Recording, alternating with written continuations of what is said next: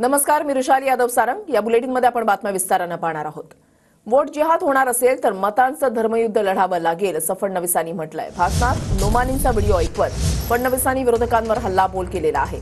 आता एक राहिलो तर सेफ राहू असं पुनरुच्चार पुन्हा एकदा फडणवीसांकडून करण्यात आलाय। हे ऑल इंडिया पर्सनल लॉ बोर्डाचे सज्जन नोमानी म्हणतात, तुम्हाला मला ऐकवायचं आहे।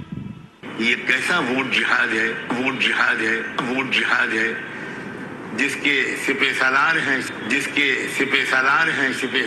शरद पवार, जिसके अजीम सिपाहियों में हैं उद्धव ठाकरे, राहुल गांधी, नानाजी पटोले। और मैं ये बात जानता हूं कि महाराष्ट्र में अगर वो जीत गए तो वो दस्तूर नहीं बदल पाएंगे। आणि या वोट जिहाद करता हे त्या उलेमांचे तलवे चाटतायत आणि या ठिकाणी सांगतायत दंगेखोरांना आम्ही सोडून देऊ। जर या ठिकाणी वोट जिहाद होणार असेल तर माझं तुम्हाला आव्हान आहे, आता मतांचं धर्मयुद्ध हे आपल्याला देखील लढावं लागेल। आता एक राहिलो तर सेफ राहू, अगर एक है तो सेफ है।